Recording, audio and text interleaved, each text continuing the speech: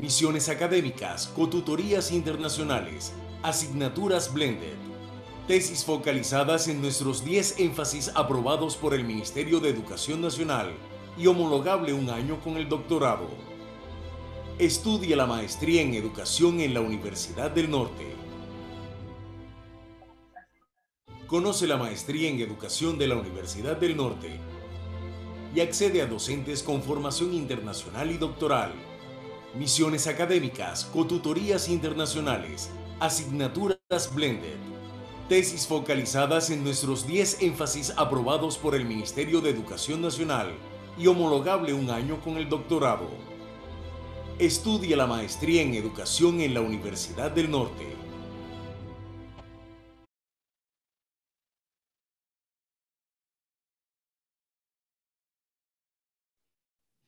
Hola, buenas tardes para todos los que nos acompañan en esta ocasión, en esta Masterclass, en donde tenemos una invitada muy especial, la doctora Isabel Gómez Barreto, quien estará con nosotros en unos momentos. Pero antes de darle la palabra a la doctora Isabel, a quien le damos la más cordial bienvenida, me voy a tomar unos minutos para hacer una introducción que le dé paso a la reflexión y a la dinámica que ella nos tiene preparada. Bueno, esta masterclass se desarrolla en el contexto del énfasis de currículo y evaluación de la maestría en educación y en este momento vamos a iniciar la presentación relacionada con el currículo integrado, la interdisciplinariedad en el currículo integrado. Voy a permitir compartir pantalla para que iniciemos.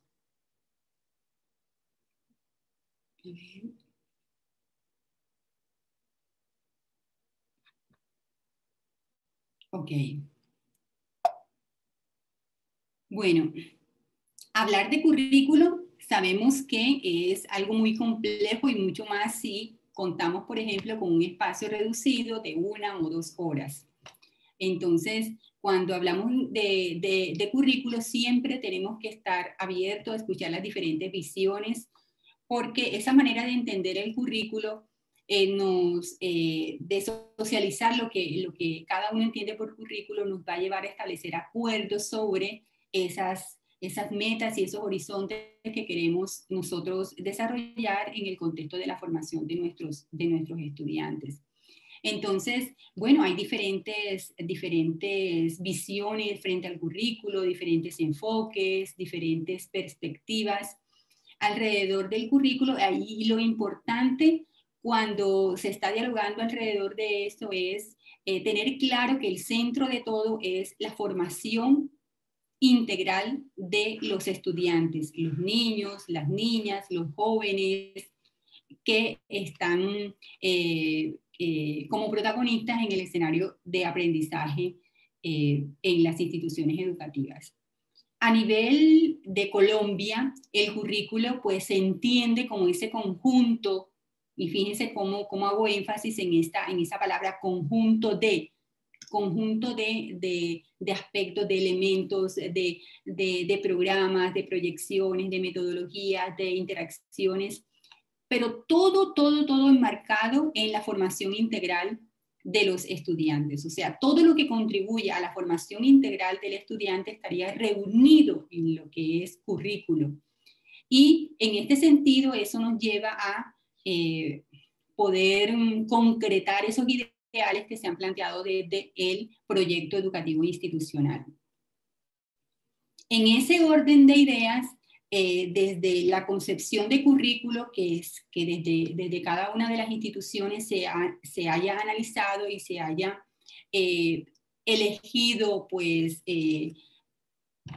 seguir, entonces aparece lo que es la estructuración de ese currículo, que debería entonces centrarse en responder unas grandes preguntas. Y esas grandes preguntas tienen que ver con a quién vamos a educar, a quién estamos educando, para qué educamos, para qué enseñamos. ¿Qué enseñamos? ¿Qué educamos? ¿Cuáles son esos contenidos que que van a servir como pretexto, como base para ese proceso, en ese proceso formativo. Luego la pregunta de cómo hacerlo.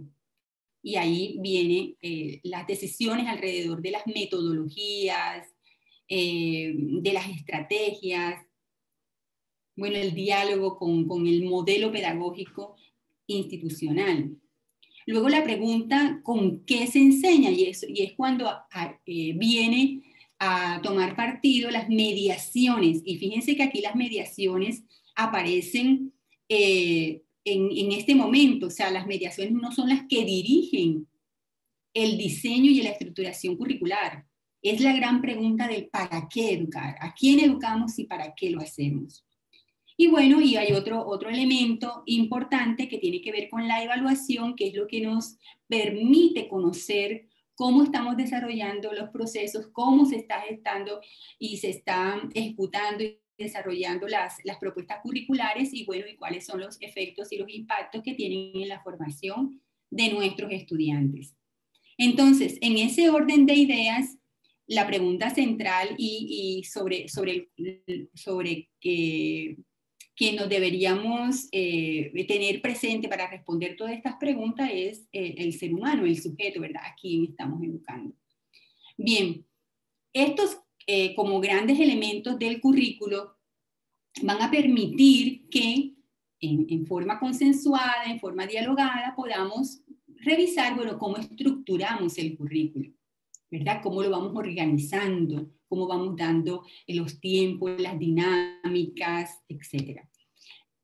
Es cuando aparecen los principios curriculares.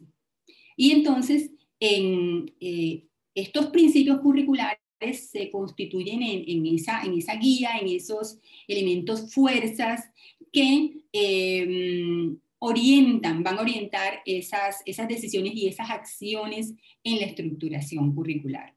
Uno de esos principios es, por ejemplo, la contextualización y cómo el tener en cuenta todo lo que sucede a nivel local, pero también a nivel global, posibilita mejores formas de estructurar el currículo. Nos lleva a pensar en los currículos pertinentes, los currículos oportunos. Entonces, estar atento a todas estas dinámicas sociales, políticas, económicas, que suceden desde lo local hasta lo global, nos permiten poner en escena este principio de contextualización. Y así también, por ejemplo, pudiéramos incluir en ese orden de ideas el principio de internacionalización, que nos va a permitir pues estar como a tono con relación a las tendencias y a lo que está pasando en el mundo y cómo articulamos y cómo también hacemos un análisis crítico frente a todos estos fenómenos globales. Como principio curricular importante también tenemos el hecho de la flexibilidad curricular, lo que nos permite poder tomar decisiones y establecer diferentes dinámicas teniendo en cuenta las necesidades, teniendo en cuenta intereses, teniendo en cuenta prioridades alrededor, prioridades a las cuales habría que responder y desde las cuales el currículo necesita responder. Entonces, desde la flexibilidad curricular, por ejemplo, es posible, o desde la flexibilidad curricular fue posible que esas clases que estábamos llevando de manera presencial las pudiéramos desarrollar, por ejemplo, de manera remota o de manera semipresencial o con la alternancia. Entonces, la flexibilidad curricular posibilita esas decisiones. Y dentro de ese marco de los principios curriculares tenemos pues el principio de interdisciplinaridad, que es uno de los cuales que va a tener nuestra invitada como eje central de su presentación. Entonces, la interdisciplinaridad que responde a esa comunicación, a ese diálogo entre disciplinas. Y eso favorece la transversalidad, favorece que existan unos ejes que se puedan trabajar alrededor de diferentes áreas, en diferentes espacios, en diferentes escenarios educativos.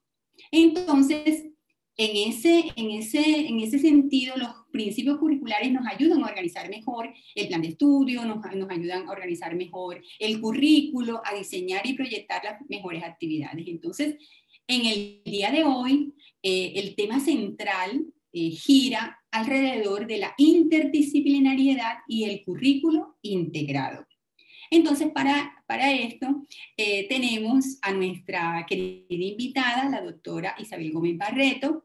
Ella es licenciada en psicopedagogía, es doctora en ciencias de la educación por la Universidad Nacional de Educación a Distancia, en la UNED en España, y es docente, investigadora del Departamento de Pedagogía de la Facultad de Educación de Albacete de la Universidad de Castilla-La Mancha. Y bueno, a nivel profesional, hablar de Isabel, de todo su proceso, de toda su producción alrededor del currículo, alrededor de la formación docente, pues me quedaría corta en este espacio que tenemos. Y bueno, es una persona que ha liderado diferentes proyectos alrededor en donde el currículo ha sido uno de los ejes centrales. Y bueno, a nivel personal es una maravillosa persona, yo la quiero mucho y bueno, y estoy muy contenta de que esté con nosotros aquí acompañándonos. Entonces, sin más preámbulos, entonces le doy la bienvenida a la doctora Isabel Gómez Barreto. Adelante, Isa. Voy a dejar de compartir. Sí. ¿Está la pantalla? Sí, se ve la pantalla. Sí. Ok. Bueno, hola, buenas tardes. Tengan todos y todas desde este lugar del océano.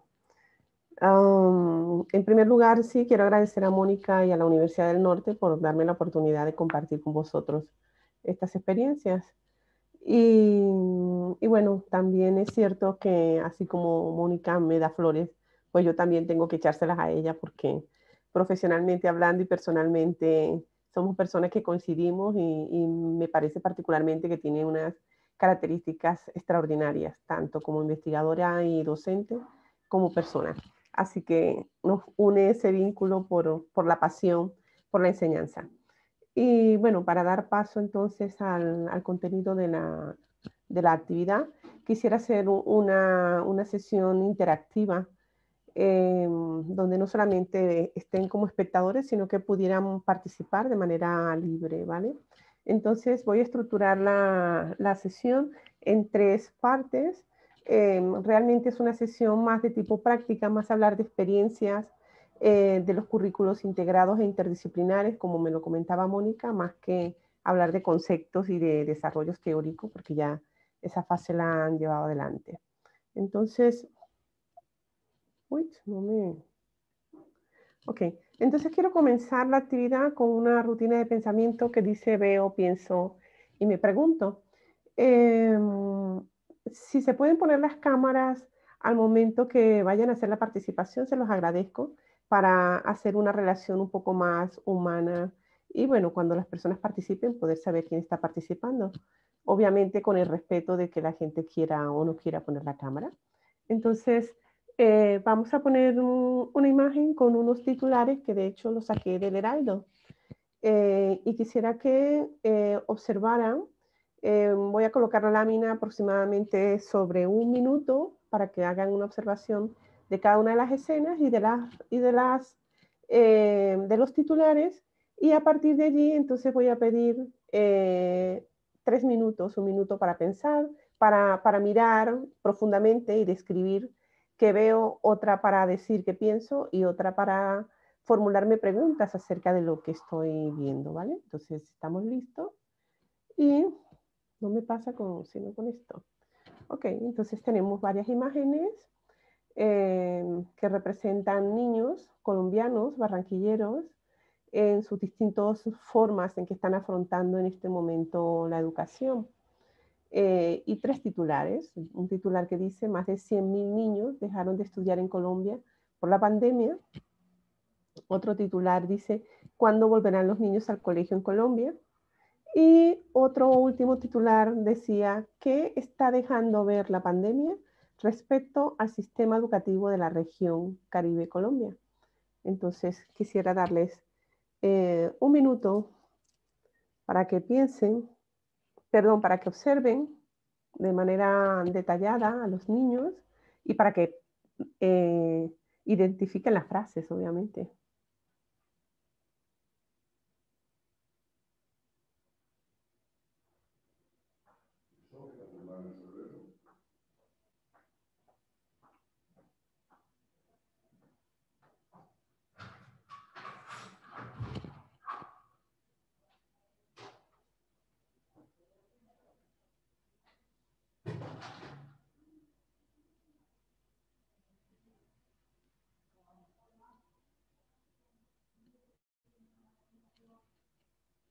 Cuando hablamos de observar, estamos hablando de describir, ¿ok? No de interpretar. Entonces, vamos a pasar a la segunda fase. Y ahora sí, vamos a escribir qué pienso acerca de lo que estoy mirando. También en un minuto, ¿qué me hace pensar esas preguntas y esas escenas?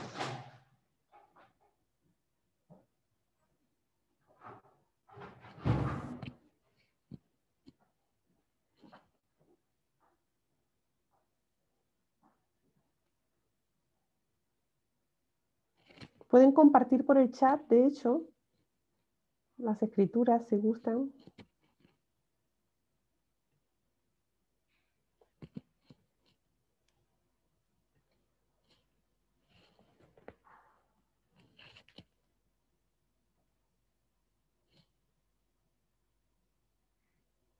Y ahora vamos a formular unas preguntas. ¿Qué me pregunto cuando leo y veo esos escenarios?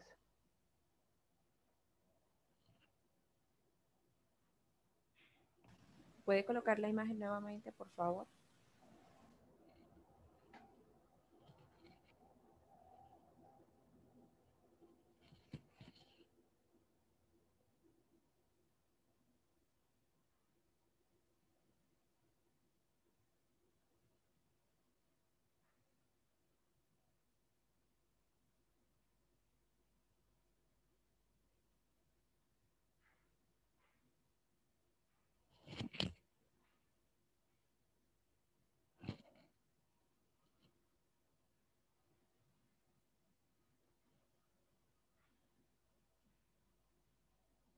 Ok. Entonces,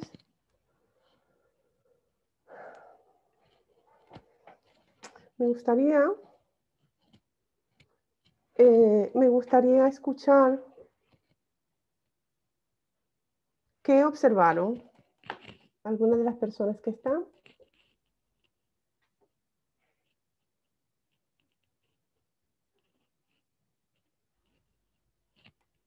No sé por qué no veo el chat ahora.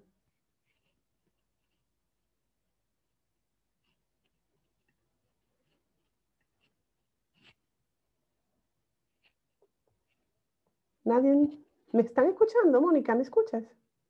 ¿Sí? Sí, sí, Ajá. sí, escuchamos. Creo que algunos de pronto están escribiendo en el chat lo que han observado. Yo, por mi parte, estoy escribiendo lo que observé. Uh-huh.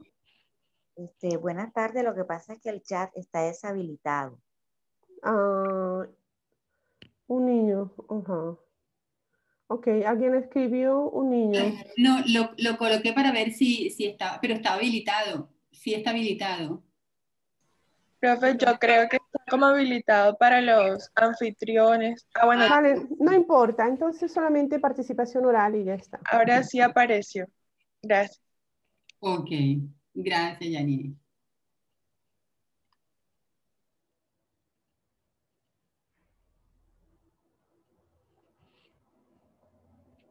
¿Alguien se anima, Mónica? ¿Puedes comenzar tú? ¿Qué observaste? Sí, bueno, observé dos niños sosteniendo en sus manos un celular. Uh-huh. Un celular, un niño frente a un computador sonriendo y el otro con su máscara, con su Ok. máscara. Sí, Uh-huh. con su Liliana mascarilla. dice, Liliana dice, estudiantes con diferentes herramientas para estudiar. Veo niños interactuando con dispositivos electrónicos, vale, muy bien. Vamos ascendiendo y me gustaría que compartieran qué piensan acerca de esas imágenes. ¿Qué les hizo pensar al ver las imágenes y los titulares? También me interesan mucho los titulares. Anet respondió también, veo un uso de herramientas utilizadas para seguir el proceso educativo. Bien. Entonces ahora vámonos ya al plano de la interpretación. Cuando vimos esas imágenes, ¿qué interpretamos? Y cuando leímos esos titulares. Buenas tardes. Hola, buenas tardes. Bueno, yo diría más que todo, Sí. aquí podemos analizar en la diapositiva Ujú. cómo todos los niños no cuentan de pronto con los mismos recursos, herramientas tecnológicas avanzadas. Ok, entonces tú al mirarlo piensas que no todos los niños cuentan con todas las herramientas avanzadas. Muy bien, muchas gracias. Pienso que los aprendizajes en cada uno de ellos varía debido a los recursos que disponen. Aunque es el mismo país, tienen diferentes recursos. Pienso en los grandes cambios que hemos enfrentado en el contexto escolar. Ajá. ¿Algo más? Muy bien. Sí, yo pensé cuando vi el niño con su celular y rodeado de ese campo maravilloso, de esa naturaleza, pensé lo triste que es el niño esté centrado en ese dispositivo y no esté disfrutando de su contexto, de su medio, de explorarlo, etc. Ok, bien. Ahora entonces vámonos a la tercera pregunta, a la tercera fase. Y es, vamos a cuestionarnos, ¿qué me cuestiono? ¿Qué me pregunto? ¿Qué preguntas me surgen cuando veo esos titulares y esas imágenes?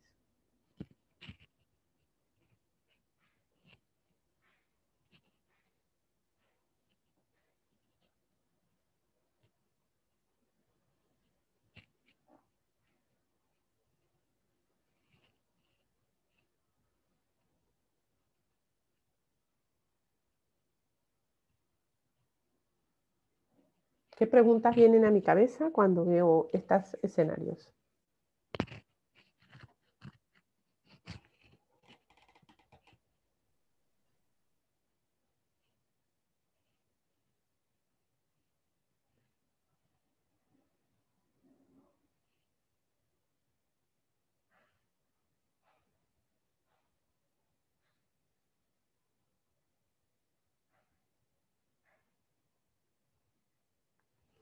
Que no todos los niños, ¿cómo superar la brecha tecnológica del país? ¿Ok?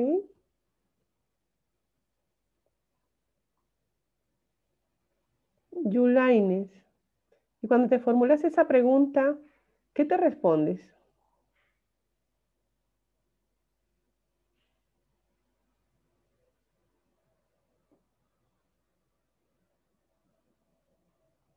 No tiene micrófono. Pero Pueden puedes activar el escribir. micrófono. Puedes escribir si quieres. Mónica dice, ¿cómo podemos pagar esta deuda que hemos adquirido con la educación de los niños y niñas? ¿Y qué te respondes, Mónica? Pues que pienso que o sea, tenemos que hacer un esfuerzo muy grande entre todos y yo creo que todavía no tengo como la respuesta frente a esa pregunta, pero pienso que desde las facultades de educación, desde las escuelas de padres, desde los diferentes estamentos, eh, es urgente pues unos compromisos para actuar frente a esta deuda que estamos teniendo ante toda esta situación. Sí. Luz nos dice, ¿cómo los puedo integrar?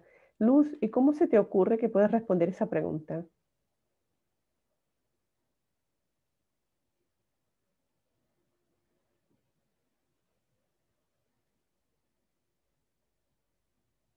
Con búsqueda activa. ¿Qué es para ti una búsqueda activa para integrar a los niños?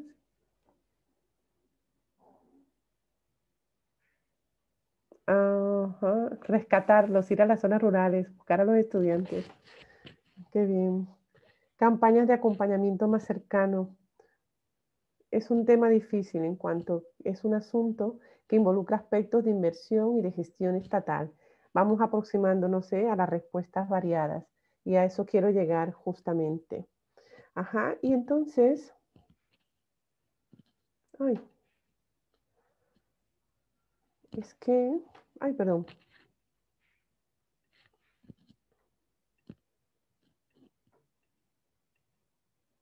¿Y qué conexiones y relaciones entonces podemos establecer con este tema, con estas preguntas y estas respuestas que nos damos con relación a la interdisciplinariedad en la educación?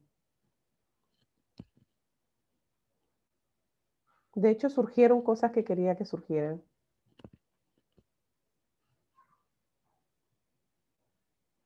¿Cómo conectamos todo esto con la interdisciplinariedad en la educación? Si hemos hablado de ir a buscar a los jóvenes, de ir hasta las zonas rurales, que implican una serie de aspectos de inversión, de gestión, que hay que generar muchos procesos que todavía no se terminan de definir de qué manera poder incorporarlos. Que la educación tiene que ver también con estudios sociológicos de trabajo social y psicológico, efectivamente. Esa era la respuesta que estaba buscando. Vamos a retirar un momentito el chat.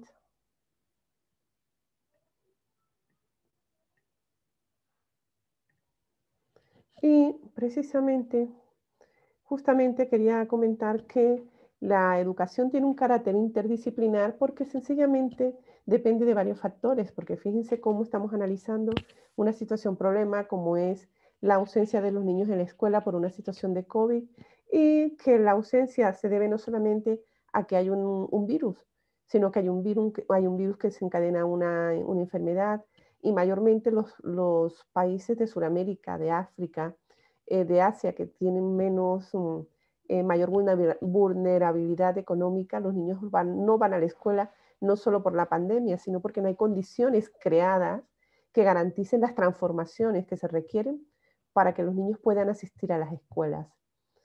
Y esto pues tiene que ver con aspectos políticos, tiene que ver con aspectos económicos, tiene que ver con aspectos sociológicos, tiene que ver con aspectos sanitarios. Pues la educación no escapa de esto, definitivamente. Estamos bajo un paradigma de enseñanza y aprendizaje de la competencia global. Esta competencia global precisamente lo que busca es que a través de la educación los ciudadanos del mundo, los ciudadanos globales, seamos capaces de examinar cuestiones locales, globales e interculturales, como decía Mónica, entender un currículum, no solamente entenderlo para abordar lo que ocurre en mi entorno, sino más allá de mi entorno y las interacciones que ocurren en él.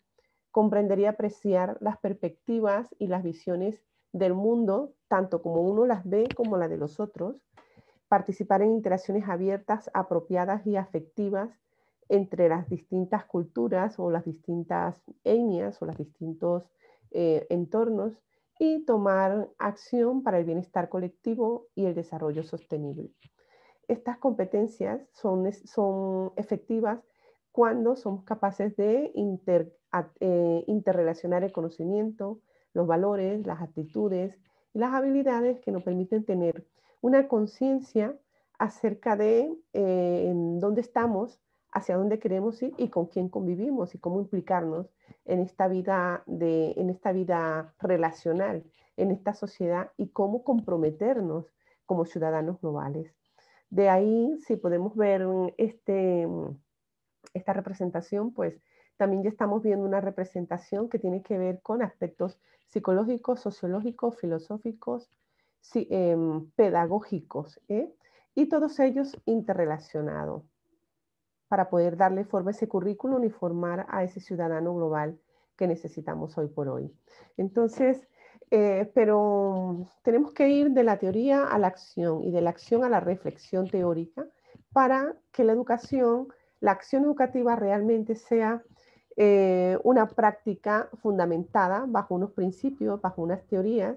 Y como yo le digo a mis alumnos, así como un paciente es para un médico, un alumno es para un estudiante, así como el médico necesita conocer la psicología, la filosofía, la fisiología del cuerpo, entender la patología para poder tratarla, pues el docente necesita conocer los procesos psicológicos, sociológicos, pedagógicos,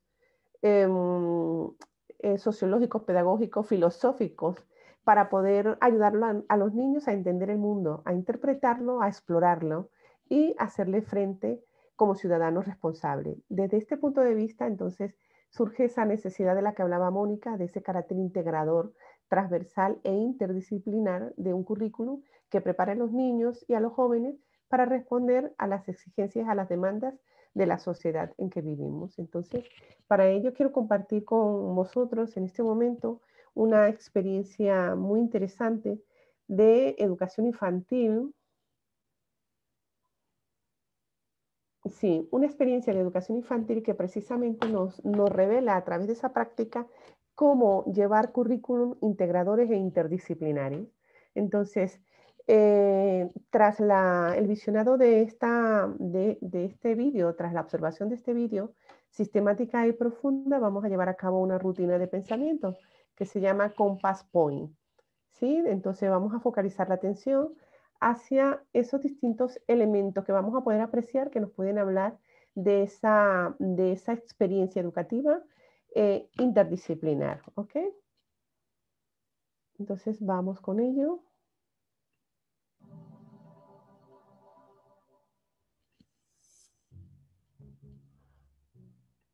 Ay. Lo quiero poner más grande, pero creo que no me da más.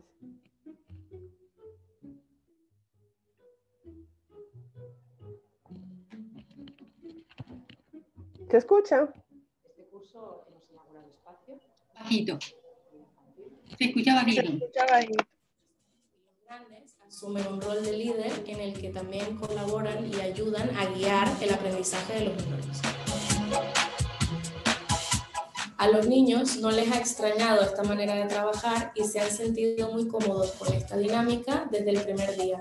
Han sabido colaborar y respetarse entre ellos. A los maestros nos ha brindado la oportunidad de conocer a los alumnos de otros cursos, a no sentir pertenencia de un grupo específico y a crear un ambiente en el cual todos formamos parte del mismo equipo.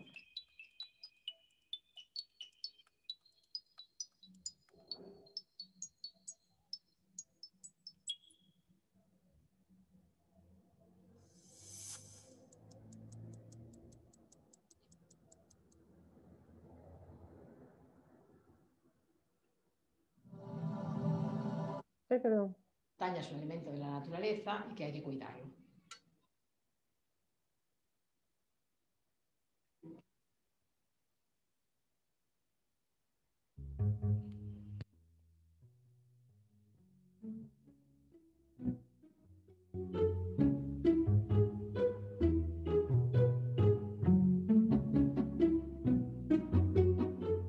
Este curso hemos inaugurado espacio, el segundo ciclo de infantil.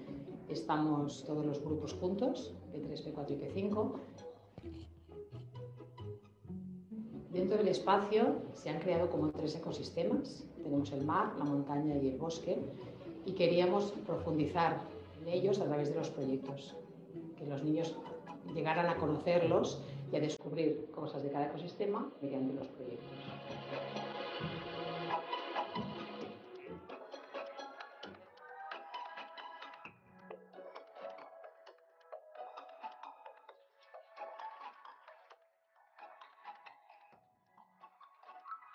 Uno de los proyectos que hemos trabajado es la montaña y las metas de comprensión que nos propusimos fueron que comprendan cómo se forman las montañas y que comprendan que la montaña es un elemento de la naturaleza y que hay que cuidarlo.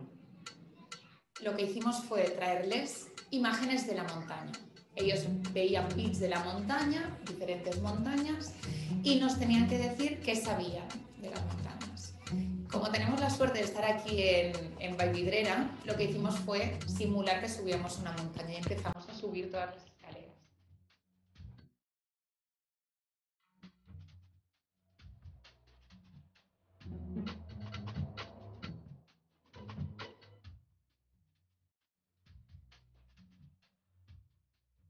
Bajamos la montaña y les preguntamos, hicimos una rutina de pensamiento de la de veo, pienso, me pregunto, y ellos tenían que decirnos, tenían que analizar qué es lo que habían visto al subir la montaña, qué es lo que habían pensado Y luego, ¿qué preguntas tenían? Pues salieron preguntas del estilo, pues, ¿qué había debajo de la montaña? I can hear you. Rocks? Were they big rocks or little rocks or medium rocks? Big ones? Cada sesión ha sido planificada teniendo en cuenta una de las metas de comprensión. Y nos hemos asegurado que cada uno de los talleres organizados respondan ante las diferentes inteligencias múltiples.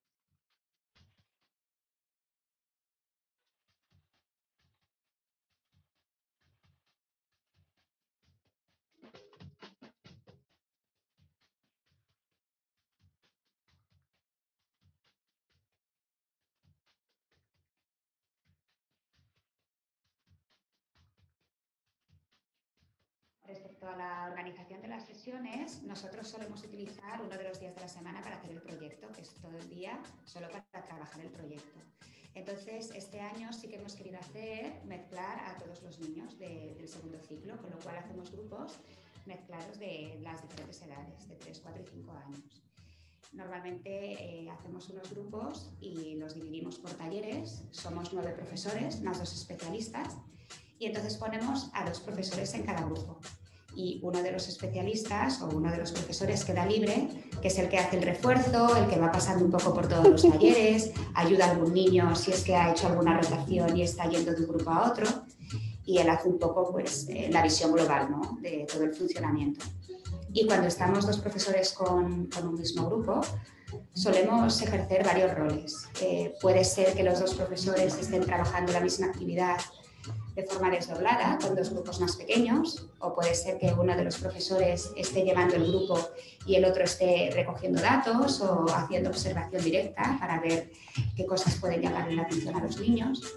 También puede ser que uno de los profesores esté llevando la actividad y que el otro esté haciendo un poco de refuerzo por si hay algún niño que se pierde en algún momento o que necesite algo de ayuda. Entonces esto lo vemos un poco dependiendo del tipo de actividad que hayamos planteado o del tipo de alumnos que tengamos dentro del grupo.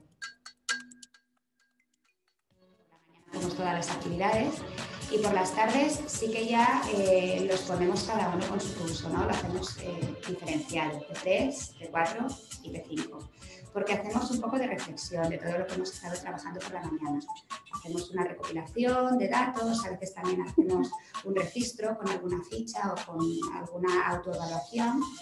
Y claro, entendemos que las reflexiones son diferentes a los 3, a los 4 y a los 5 años. Entonces intentamos adaptar estas fichas o estas valoraciones un poco al nivel de cada grupo.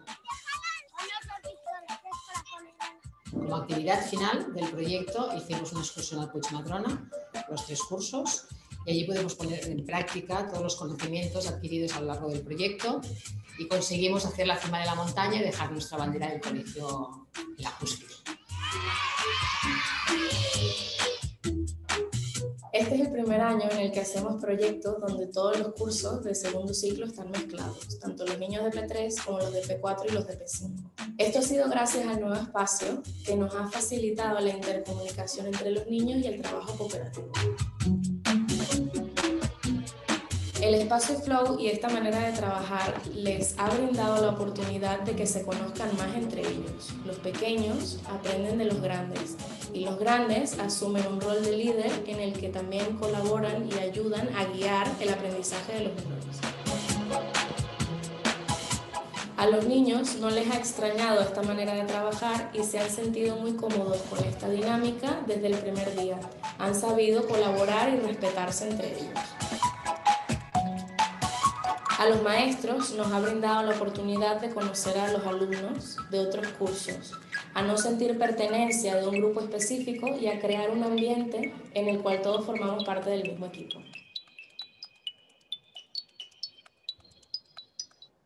Ok. Bien. Entonces,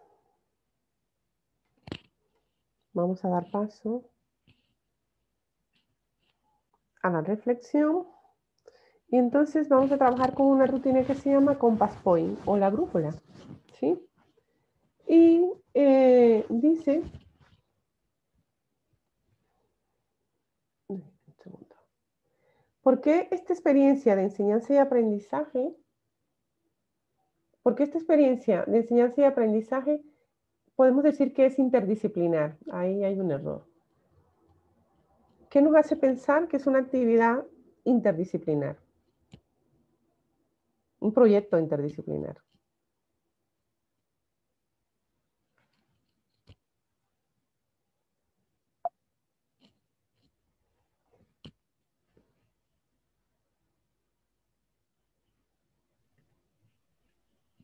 Puede levantar la mano utilizando el emoji de reacciones o decirlo directamente.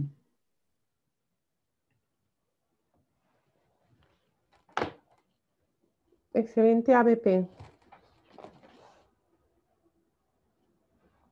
¿Aprendizaje basado en problema o aprendizaje basado en proyecto? Se evidencian actividades desde el enfoque de diversas áreas, genial. Aprendizaje basado en proyectos, genial. No hay un contenido específico o puntual, sino que involucra diversidad de estos presentes en primeros auxilios, arte, cuidado, limpieza, excursión, entre otros. Pues sí quiero comentarles que sí hay unos contenidos específicos que trabajar, que están seleccionados del currículum cuidadosamente, pero están interrelacionados. Entonces hay unos contenidos propios del conocimiento del entorno, hay otros contenidos de lenguaje y otros conocimientos referidos al conocimiento de sí mismo y autonomía personal, interconectados. Y sí, como bien dice ya Nini, se están trabajando diversos ámbitos, ¿no? Incluso diversas áreas como primeros auxilios, el arte, el cuidado, la limpieza, la excursión. Aprendizaje basado en el pensamiento. ¿Qué te hace decir que es aprendizaje basado en el pensamiento? ¿Es cierto? Hacen uso de las rutinas de pensamiento, el pensamiento reflexivo, la creatividad. Genial. Ok. ¿Cuáles competencias creen ustedes que desarrollan los docentes desde este enfoque curricular o que deben de tener desarrollados los docentes para llevar a cabo este tipo de proyectos o de experiencias educativas interdisciplinares?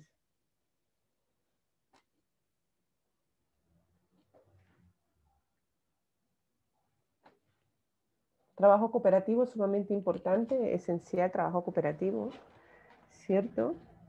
Estamos hablando ahora de las habilidades o de las competencias docentes que necesitan para trabajar en este tipo de enfoque, y ciertamente pues el aprendizaje cooperativo brinda las oportunidades de interacción, y entonces ya desde ahí pues está generando no solamente el conocimiento tipo teórico, sino el conocimiento para relacionarse, las actitudes, incluso los valores.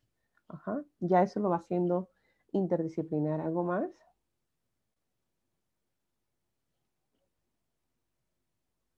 ¿Qué sería esencial para que un docente realmente pueda cumplir con ese principio de interdisciplinariedad cuando diseñe su programación didáctica?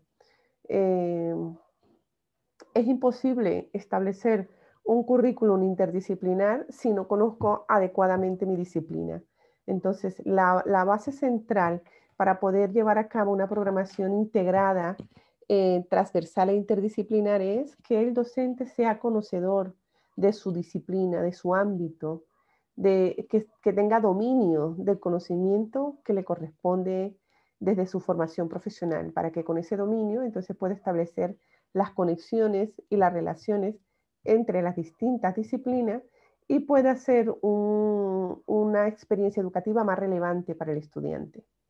Entonces, también es muy importante en este caso que podemos trabajar no solamente desde la interdisciplinaridad, sino desde la cooperación de las distintas disciplinas, que son dos aspectos interrelacionados. La interdisciplinaridad es cuando vemos, por ejemplo, cómo los docentes incorporan, como bien decían los participantes, las distintas áreas de conocimiento, los distintos tipos de conocimiento, para abordar un problema, para abordar una experiencia de aprendizaje. Pero cuando hablamos de cooperación interdisciplinar, es cuando también incorporamos personas de distintas disciplinas para que nos complementen esa formación o esa experiencia que se está construyendo en el aprendizaje. Bien.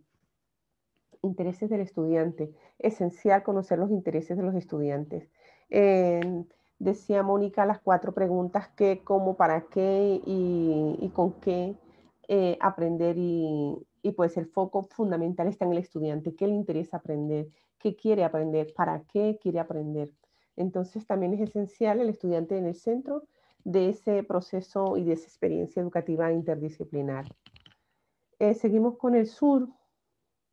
Entonces en el sur preguntamos: ¿qué aporta a los niños aprender desde una perspectiva interdisciplinar? ¿Por qué es importante educar desde una perspectiva interdisciplinar?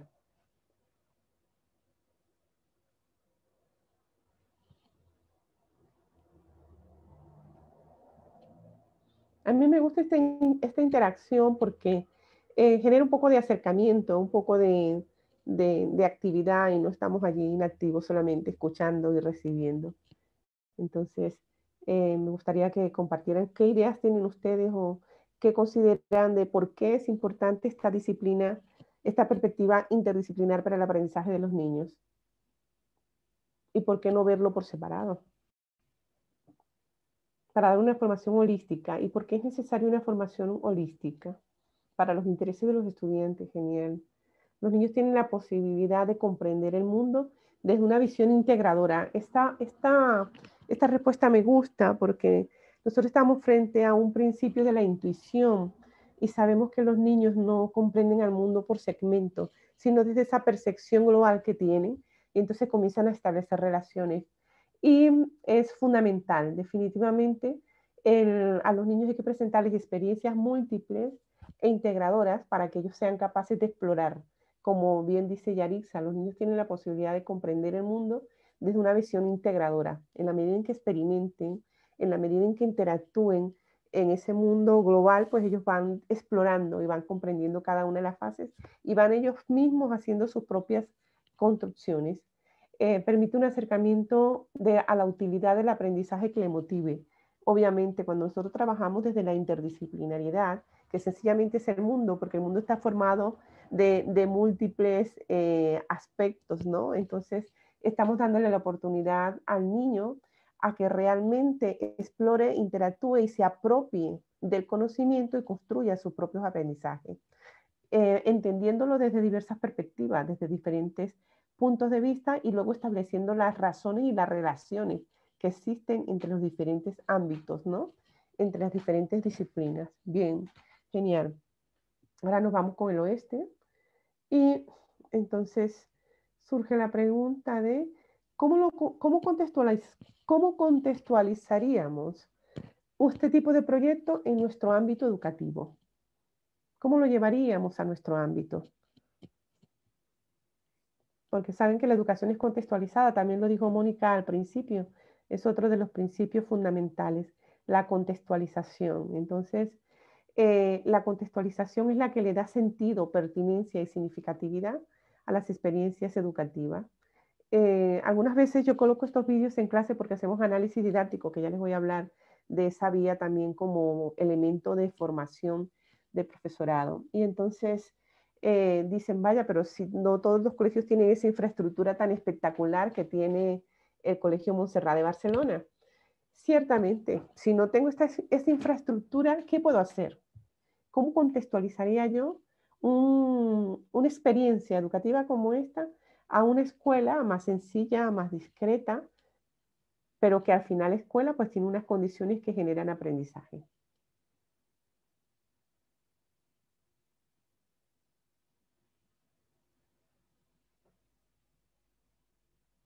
A mí me gusta usar los silencios, porque los silencios también informan.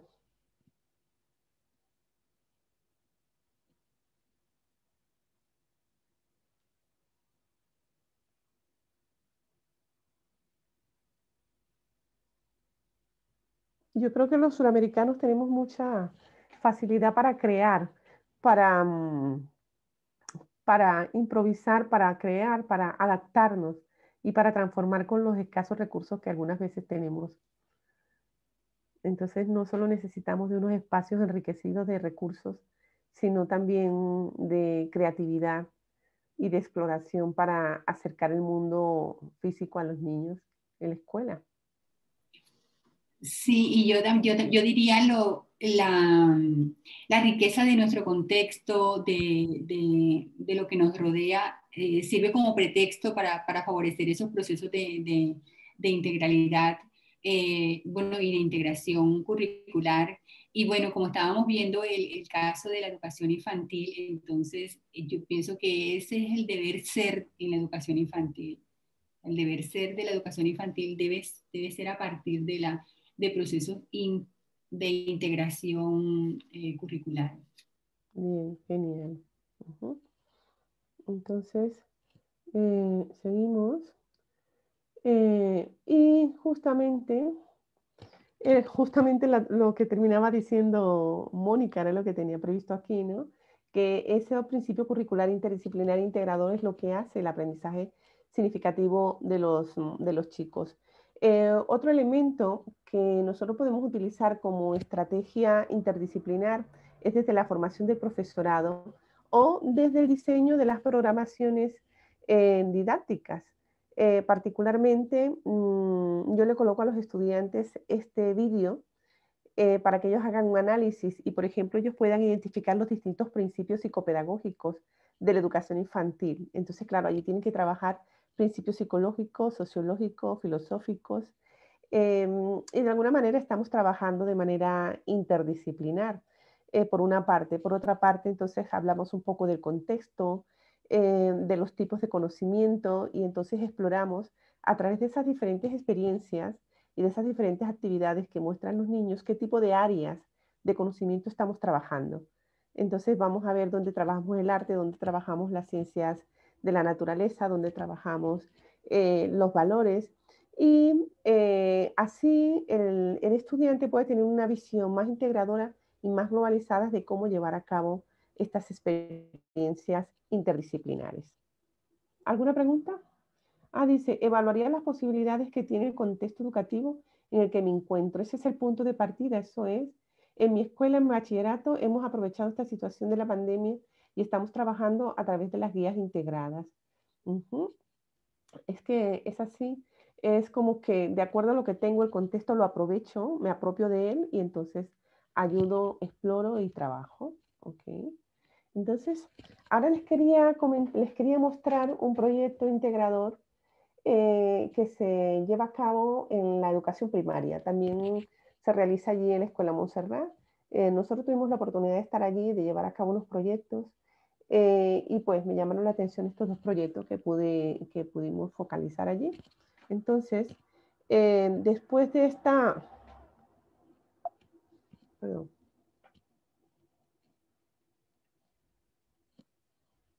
Vamos a observar este proyecto que es de primaria. Vamos a ver cómo, independientemente del nivel en el que estamos, ay, no sé por qué se me sale. Ok, también podemos ver cómo en la medida en que la educación aumenta el nivel de complejidad, pues los niños también pueden explorar otras posibilidades.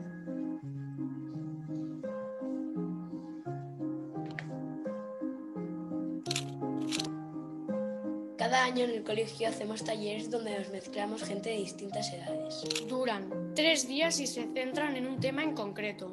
Este año participamos en un taller de fotografía. El taller se titulaba Documentando el alma, de Barcelona en Diagonal.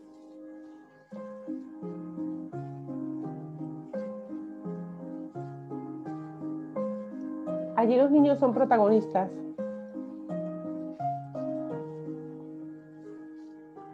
Fíjense que están hablando del alma de los ciudadanos. Se nos introdujo al tema y aprendimos sobre fotografía. Una base teórica era imprescindible para realizar el workshop en condiciones. Después de una introducción de cómo nació la fotografía y los distintos géneros fotográficos, nos centramos en la creencia de que la fotografía consigue captar el alma de las personas retratadas. Ya los primeros antropólogos, cuando contactaban con tribus aisladas, relataban la reticencia de esas tribus a las fotografías, porque creían que ese aparato les estaba robando la vida. Y de hecho, no es así. Una fotografía capta un instante que durará mucho más que aquello retratado. Ese instante ya no pertenece a ese objeto o persona. Incluso podríamos decir que la fotografía se ha adueñado de parte de su alma. Se tomó como referencia a dos maestros en captación de almas, como fueron Richard Avedon y Aaron Siskin. Analizamos su obra y las características que conforman sus estilos. Richard Avedon es el maestro de los retratos. Conocido por sus retratos a celebridades, reconoció al final de su vida que la obra de la que se sintió más orgulloso fue In the American West. Cansado de retratar tanto famoso, durante 5 años recorrió el oeste americano para retratar los rostros de sus habitantes. Para realizar el análisis de esos retratos, hablamos un poco de términos como encuadre o peso visual.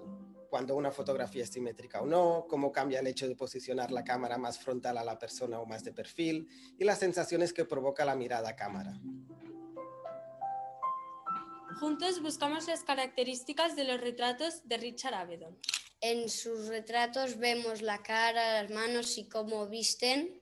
Usa el blanco y negro para potenciar las texturas y centrarnos en lo más profundo. Una de las características de sus fotos era que la gente estaba en el centro y mirara a cámara. El fondo blanco ayuda a destacar el personaje sin otras distracciones.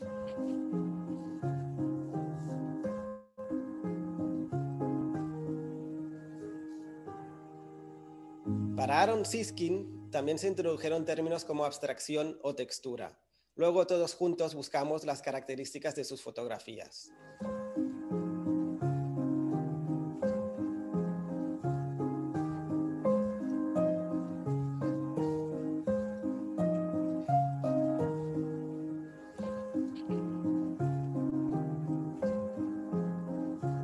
Fíjense cómo se involucra la creatividad, el pensamiento crítico, reflexivo, la sensibilidad. Busca captar el alma mediante una fotografía en blanco y negro y abstracta. Sus fotografías no tienen profundidad y cuesta distinguir lo que están fotografiando.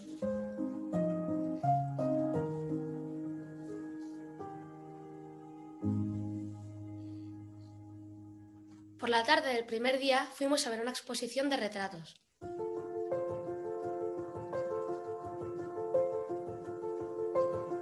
En esa exposición, grandes maestros de la fotografía exploraban qué es la identidad. Pasamos a hablar ahora de identidad. Había retratos de Richard Avedon y de otros fotógrafos. En Fotocolectania había la exposición Estructuras de Identidad. Los alumnos pudieron ver cómo los fotógrafos, a través de distintas culturas y periodos históricos, han utilizado el retrato para explorar la noción de género o identidad. Miren las interconexiones, como las estamos viendo allí.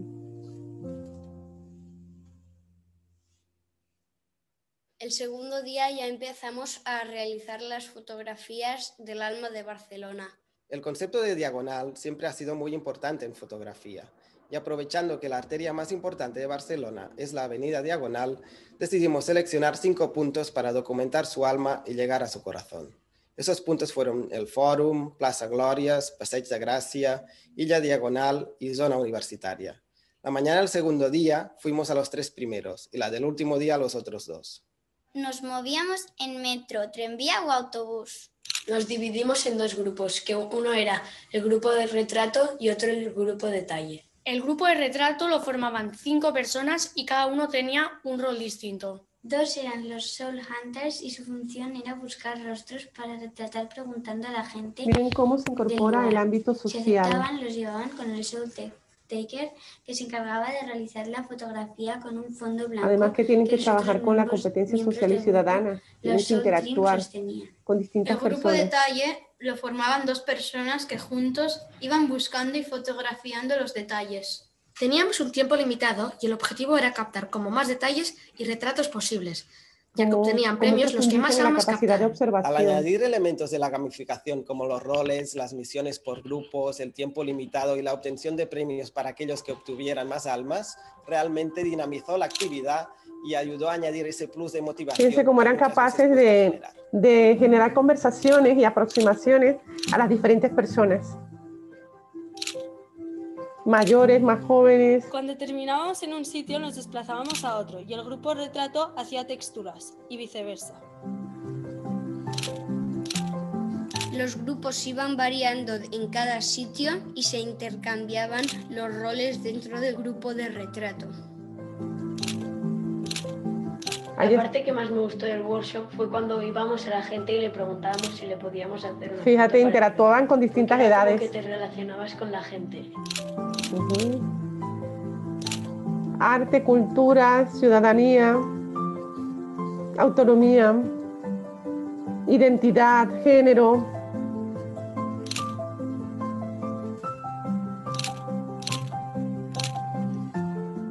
Aunque no es fácil salir con alumnos de 10 a 14 años, realmente creo que fue una gran oportunidad para ellos para interactuar con sus conciudadanos y descubrir personas y detalles de su entorno, a la vez que aprendían algo de fotografía.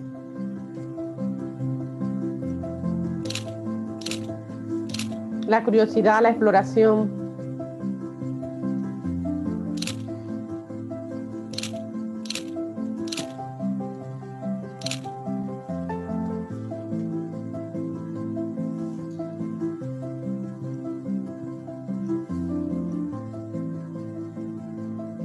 ...134 retratos y 494 detalles.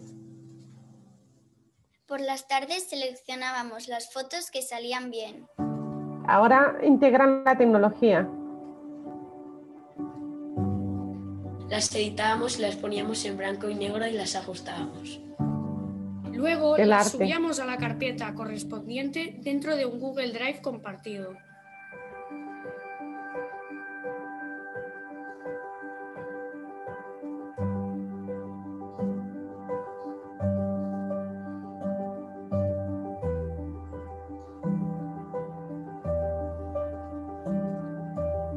Una cartelera en el colegio. El producto final consistió en realizar un mural con una selección de los mejores retratos y detalles.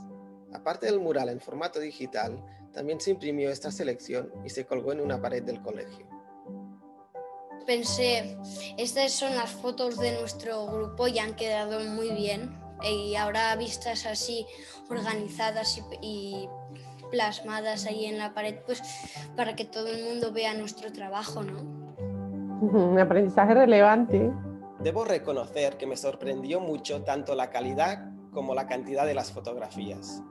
Me tomó más tiempo del esperado hacer el recuento y establecer la clasificación final. Mira, como hay Aquellos una que captaron más almas evaluación. de Barcelona obtuvieron un premio que consistió en 3 recuerdos: un mural digital impreso, un retrato de ellos mismos como fotógrafos y poder participar en la realización de este vídeo.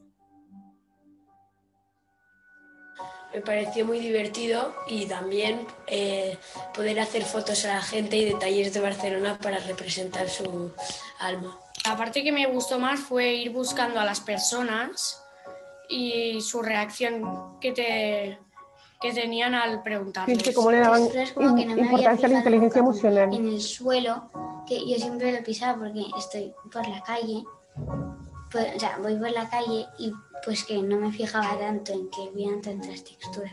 Me gustó mucho sacar fotos a la gente, ir preguntándolos si se querían sacar una foto. Te dice la fotografía más o menos cómo es la persona. Este workshop también me sirvió para darme cuenta de partes de Barcelona que no me fijo normalmente y pues que realmente expresan alguna cosa. Fíjense cómo les ayuda a ser más metacognitivos. Este workshop me gustó mucho salir del colegio e ir a Barcelona a preguntar a gente y si le podemos hacer fotos, porque les documentábamos el alma y una foto es como que capta un momento de la vida y que nunca se va a borrar. Mira como dijo el profe Yo al antes inicio. no sabía que una fotografía podía como describir el alma de una persona, un objeto. Pues los detalles, pues teníamos que ir buscando, por ejemplo, por el suelo o una ventana que estaba rota y entonces tenías que ir fijándote, ¿no? Y eso también Crear conciencia. es como complicado porque normalmente no dices, Ujú. mira, una mariquita en el suelo, sino que ves las cosas más grandes. Te fijas no en los detalles, sino en lo particular.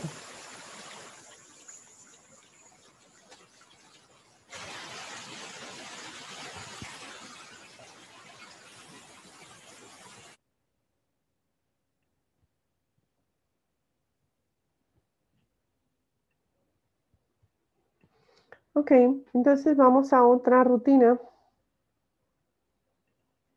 para ir concretando. Y decíamos, bueno, ¿qué piensas acerca del proyecto y del enfoque disciplinar que ha desarrollado este proyecto? ¿Qué podemos pensar de ese enfoque que se ha llevado a cabo allí? ¿Estamos realmente viendo esa integración disciplinar de manera significativa?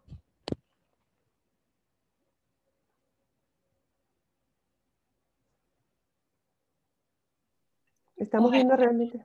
Sí, ojalá que alguno de los asistentes, de los estudiantes pudieran participar y comentar.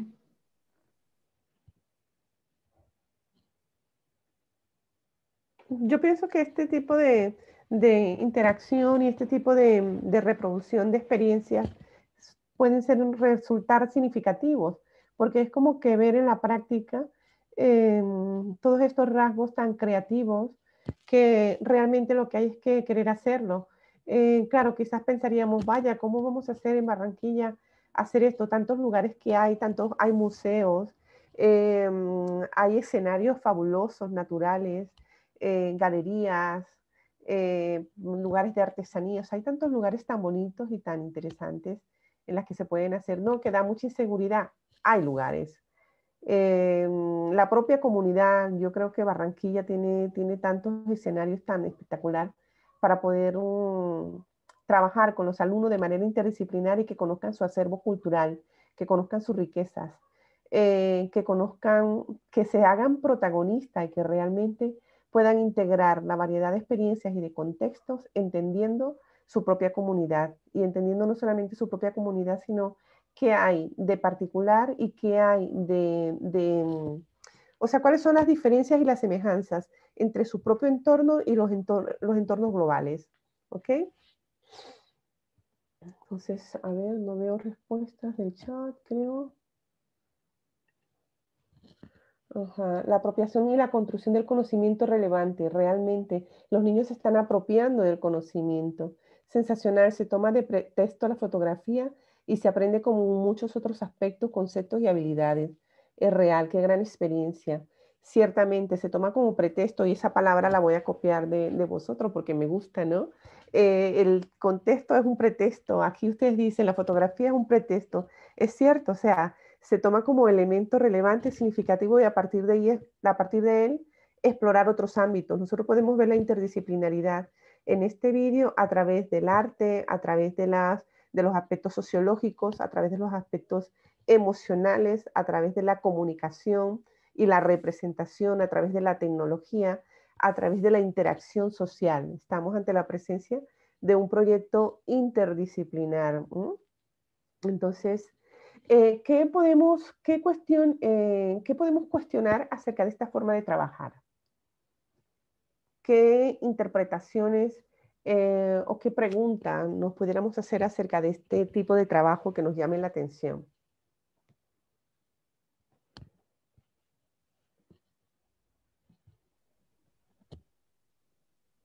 Isa, a mí me surge una pregunta, ¿cómo organizar la dinámica? O sea, ¿cómo organizar a los maestros para este tipo de experiencias, para desarrollar este tipo de experiencias?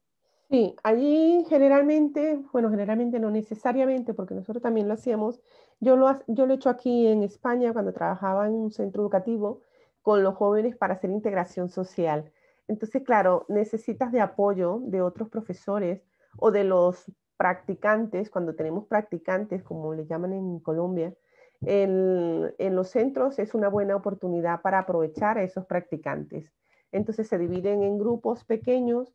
Es verdad que aquí en España hay como un mayor nivel de autonomía en cuanto a los jóvenes y se hace menos proteccionista. Entonces, en un mismo centro comercial, el profesor puede decir, bueno, 3 alumnos de este lado, 3 alumnos de este lado y no se mueven y están allí y los dejan solo, cosa que no ocurriría en nuestro territorio, ¿no? En Venezuela, en Colombia eso no ocurriría quizás por seguridad, ¿no? Pero aquí sí, se reúnen varios profesores. Por ejemplo, este proyecto estaba integrado por 4 profesores. Entonces, claro, son 4 profesores con 4 grupos, con distintos puntos donde se interactúan, pero sí necesitan a más de un profesor para poder llevarlos a cabo. ¿Ok? Y se integran, ¿sabes qué? Por ejemplo, ¿por qué 4 profesores? Si son 2 grupos y van a ir una mañana al centro de Barcelona, entonces las 4 horas que tienen clases son 4 profesores o 3 profesores que tienen clases esas 3 horas. Entonces no importa que si el proyecto es de fotografía, pero yo tengo clase de educación física, pues no me voy a educación física, sino que me voy con el profesor de fotografía a trabajar y a apoyar a los chicos. ¿Ok? Me cuestiono sobre la planificación, los recursos, la flexibilidad curricular que no siempre tenemos en nuestro país, ¿cierto? A veces tenemos que atrever como que a romper barreras y eso nos cuesta mucho, ¿no? Porque todo esto también ha sido un proceso de transformación. Y me gusta ese cuestionamiento que hace Yulanis, que dice sobre la planificación, los recursos, la flexibilidad curricular.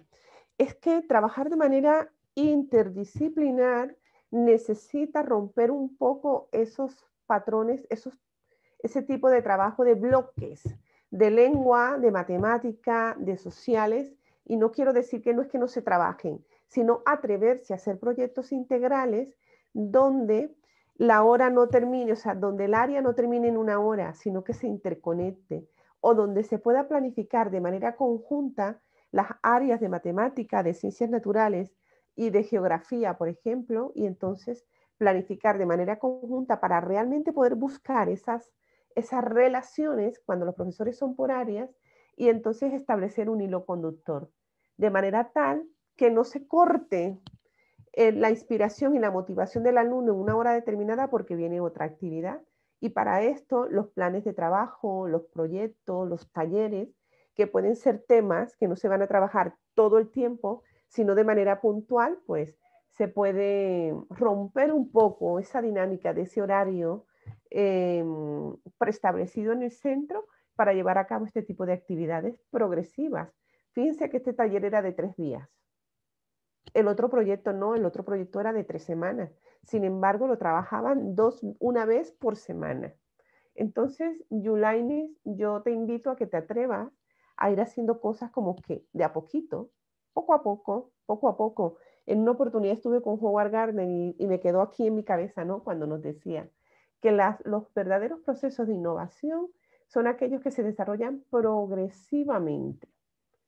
Porque la innovación real es aquella que permanece y transforma. Pero aquello que se hace de moda y que luego pasa de moda, que se olvida, ya eso no es innovación. ¿No? Se pueden hacer proyectos más chicos, incluso el mismo, pero dentro de la misma escuela, interactuando con estudiantes de otros niveles. Perfecto. Eso es maravilloso.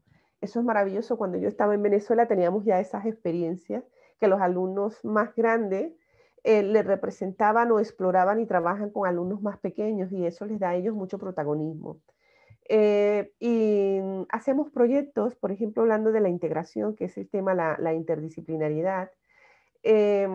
Así involucrábamos a 3 o 4 profesoras de un misma área a lo largo de un trimestre y cada asignatura tenía que trabajar una vez a la semana la relación, o sea, el tema que estaba relacionado con las 4 áreas y entonces había una producción final cuando terminaba el trimestre y al terminar el trimestre los alumnos con un tutor hacían una presentación de todo su proyecto y una de las condiciones esenciales era que todos los proyectos tenían que tener un mínimo de 4 áreas de trabajos integradas y que de esas 4 áreas tenía que haber una evaluación de cada una de las áreas para que los alumnos se sintieran motivados e implicados y para que los profesores también se atrevieran a tomar este tipo de actividad como parte del proceso de aprendizaje y de evaluación de los procesos. Teoría de Vygotsky, claro, aprendizaje social, fundamentalmente aprendizaje social. ¿Okay? Y finalmente, quería compartir entonces ahora cómo pudiéramos hacer un proyecto a nivel de la universidad, a nivel de la escuela también. O sea, cómo pudiéramos nosotros llevar a cabo procesos ya no solamente interdisciplinar, sino de colaboración interdisciplinar, es decir, ser capaz de poner en común distintas disciplinas para abordar un mismo contexto. Ya ahora aquí hablo de los distintos profesores de las distintas áreas trabajando un objetivo común. Por ejemplo, en la Universidad de Castilla-La Mancha creíamos que los estudiantes de educación que se forman para ser educadores infantiles y maestros de primaria necesitan trabajar con mucho más énfasis el pensamiento crítico y reflexivo. Hacer más profundos sus procesos de análisis e interpretación, porque tienden a ser muy superficiales, muy memorísticos, entonces creíamos que para realmente hacer un trabajo que transformara los procesos de enseñanza y aprendizaje no podíamos hacerlo de manera aislada, sino que tenemos que trabajar de manera interdisciplinar. Entonces fue un proyecto que se propuso para trabajar con profesores de diversas áreas. Se trabajó con profesores de psicología, de sociología, de historia, de inglés, de francés, de biología, de pedagogía, de física, de química, para llevar a cabo ni siquiera era una nueva forma de enseñar, sino incorporar estrategias dentro de cada una de las áreas disciplinares para que los alumnos fuesen más reflexivos, para que fuesen capaces no solamente de memorizar, sino de interpretar y de cuestionar sus propios procesos de enseñanza y aprendizaje. Esto implicó, en primer lugar, un proceso de reflexión profunda por parte de los profesores, porque difícilmente podemos transformar nuestra forma de enseñar en infantil, en primaria, en secundaria y en la universidad si no somos conscientes realmente de cómo enseñamos. Es muy importante tener conciencia de la concepción que tenemos acerca de cómo enseñamos y para qué enseñamos. ¿Realmente conozco cuál es mi modelo de enseñanza? ¿Realmente soy consciente de cuáles son mis fortalezas y mis debilidades? Entonces, pues comenzamos un proceso de formación que el primer punto de partida fue un proceso de reflexión y de autovaloración de cómo nosotros como docentes favorecemos el pensamiento y el aprendizaje de nuestros estudiantes, independientemente del área disciplinar que teníamos. Resultó muy interesante este tipo de procesos. ¿Por qué? Porque es verdad que según cada disciplina tenemos uno u otros estilos de aprendizaje.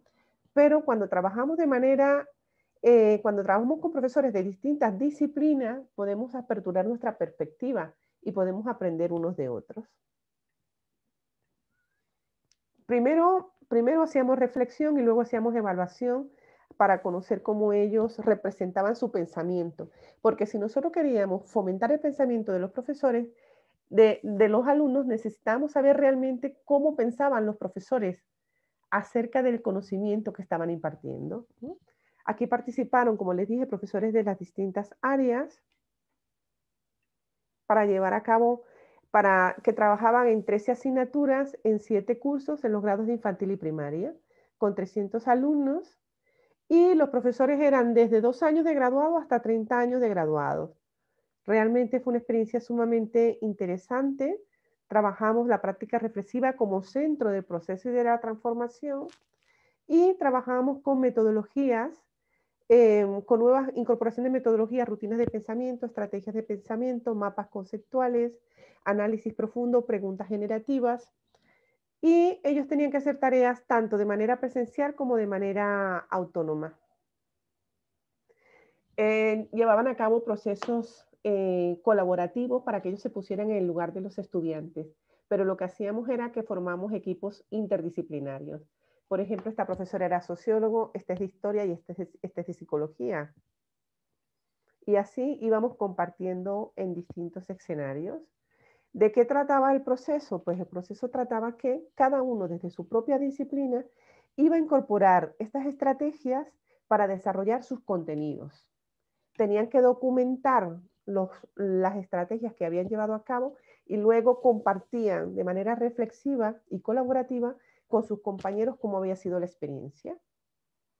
Entonces, esto sirvió de punto de partida porque a partir de aquí, y es donde quiero llegar, a partir de aquí se comenzaron a desarrollar experiencias de aprendizaje por proyectos dentro de la propia facultad. Y los momentos de evaluación pues se convirtieron en, ellos tenían que hacer mesas, hacíamos como una feria, como una exposición de cada uno de los proyectos que trabajaban los estudiantes y teníamos una rúbrica de evaluación que evaluaba distintos aspectos. Entonces, un mismo instrumento de evaluación era llevado a cabo por varios profesores. Un mismo contenido evaluaba 3 asignaturas. Y entonces pudimos lograr que los profesores y los alumnos entendieran la interdependencia y la importancia de trabajar por proyectos y de manera interdisciplinar. Y la verdad que fue una experiencia bastante significativa.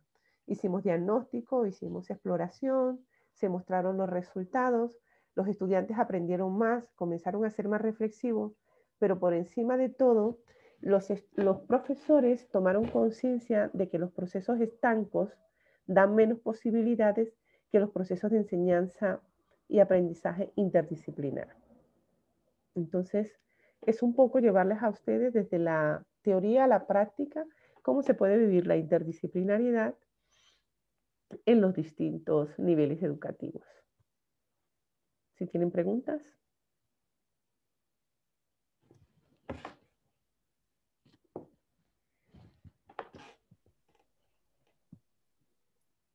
Algunos de los participantes, si tienen alguna pregunta, algún comentario.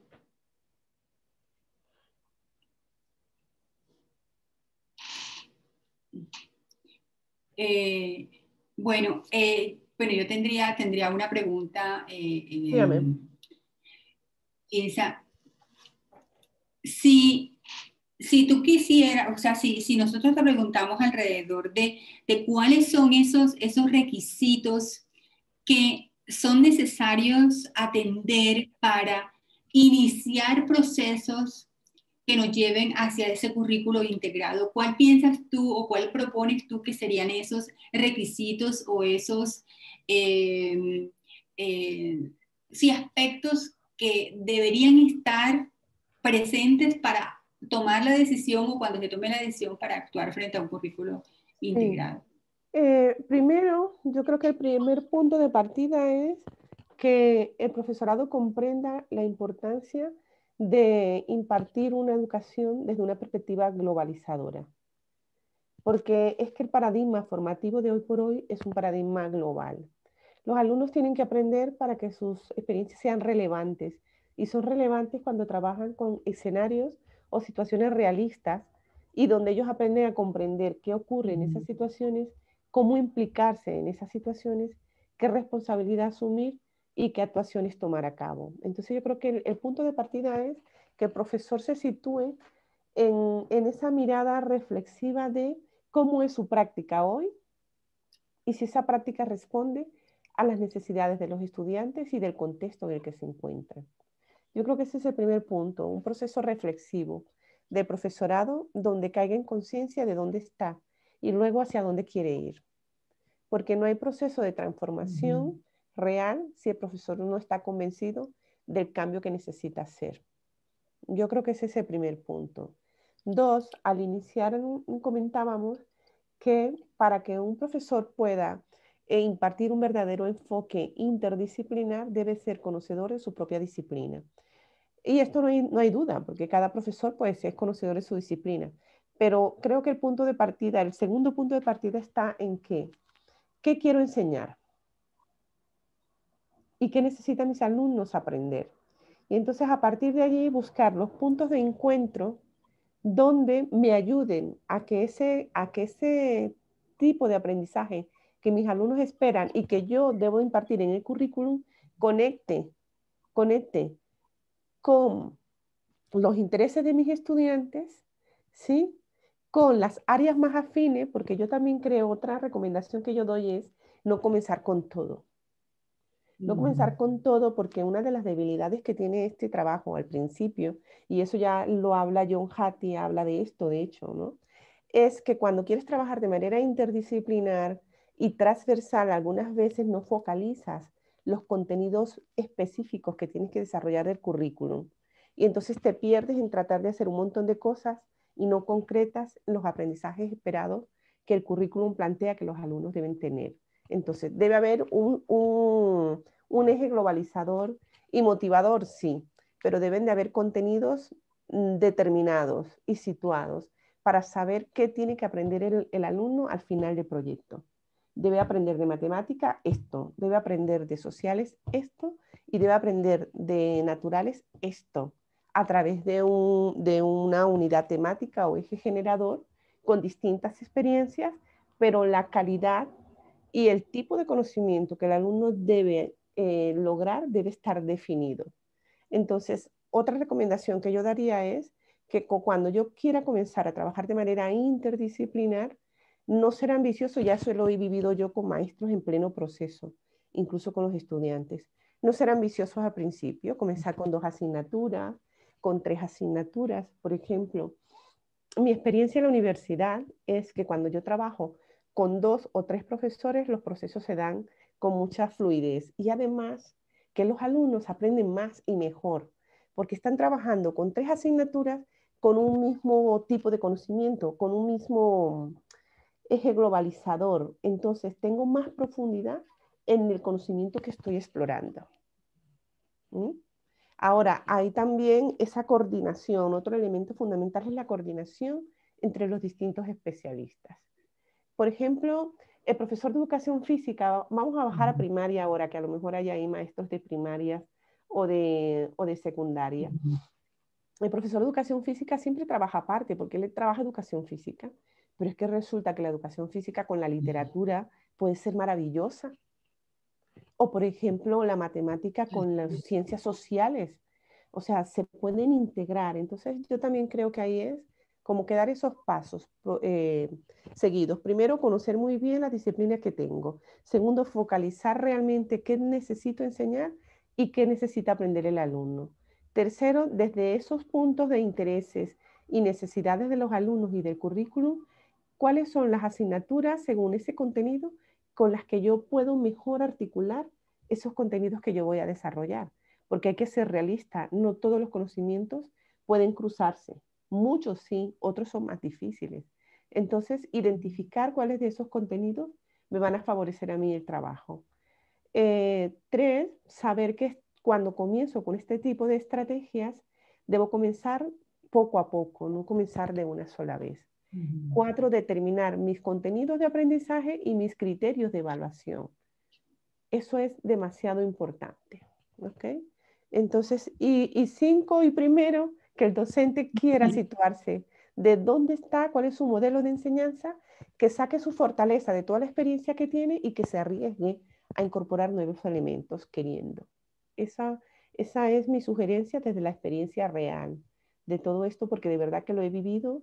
Al final se crea una cultura, los alumnos se implican más en su vida rutinaria, reflexionan mejor, son capaces de identificar problemas, exploran más y además que sus relaciones sociales son mucho más fluidas.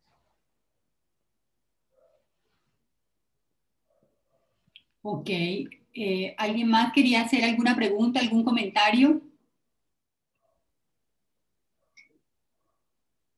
Y a nivel institucional, bueno, yo estoy aprovechando la sesión para aclarar algunas cositas. A nivel institucional, Isabel, como cuáles serían esas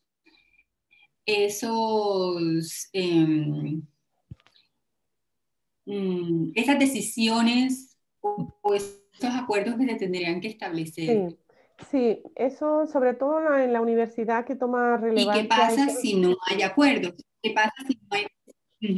Sí, esto en los ámbitos universitarios es más complejo, incluso en las secundarias también, ¿no? Por eso hay que trabajar con quien quiere trabajar. O sea, esto no puede ser una cuestión impuesta. Los procesos de innovación no pueden ser impuestos, porque cuando los procesos de innovación son impuestos, las personas no se aperturan. Si las personas no creen en el cambio, la transformación no se va a dar. Entonces, aquí lo importante son los acuerdos. Y esto tiene que ser, bueno, una cosa que yo he aprendido, Mónica, pero así, porque sabes que mis líneas de investigación fuerte están dentro de los colegios. Yo digo que los centros educativos y la propia universidad son laboratorios de estudios, entonces yo voy a esos laboratorios y esos laboratorios me dicen a mí que para que los docentes se involucren en las transformaciones que se quieren, tiene que ser por iniciativa propia. Claro, ¿qué hay que hacer? Allí es muy estratégico el director del centro, los directores de departamento, los líderes, que son los que van a facilitar. Porque en todo departamento hay distintas formas de ser de los profesores. Y siempre hay alguien que quiere experimentar. Y luego se te va sumando. Luego la gente se va sumando. Y luego la gente quiere. Y se logra. Porque a veces uno tiene miedo. Pero si uno empieza, los demás te siguen. Entonces ahí yo lo que sugiero es que sea negociación, liderazgo y luego que cada quien vaya incorporándose según la voluntad que tenga. Que eso va ganando adeptos progresivamente. Así es, así es. Bueno, ¿alguna otra intervención? ¿Alguna reflexión o algo? Bueno, entonces damos en este momento, pues por finalizada la sesión, sin antes tomar un minuto pues, para agradecerle a la doctora Isabel este tiempo, pues la generosidad que ha tenido para mostrarnos su experiencia, para mostrarnos la reflexión que la anima a estar siempre aportando a la mejora de los procesos curriculares, de los procesos educativos en general. Entonces le damos las gracias a la doctora Isabel. Sabemos que allá prácticamente estamos en la medianoche y bueno, después de una semana es hora de descansar. Entonces le damos las gracias, doctora Isabel, por lo que nos ha compartido y bueno, esperamos que a los asistentes les haya sido de interés y sea muy útil y pertinente para la toma de decisiones que puedan estar emprendiendo en sus instituciones en procura de la mejoría de la calidad educativa en cada uno de los contextos en los que nos encontramos. Entonces, bueno, aquí están agradeciendo la participación y bueno, que mil gracias, que excelente, que gracias, doctora Isabel, excelente el trabajo remoto. Nos ha invitado a la transversalidad en la institución educativa y la información compartida ha sido muy valiosa y útil. Qué bueno, gracias. Entonces, gracias, Isa. Gracias, Isabel. Gracias. De nada, para mí siempre es un placer estar con vosotros porque también aprendo con vosotros, así que, pero bueno, la verdad es que ahorita ya sí que estoy súper cansada porque he tenido una semana muy intensa y de nada, hasta luego. Bueno, Mónica, hasta luego entonces, que estén todos muy bien. Un abrazo. Buenas tardes.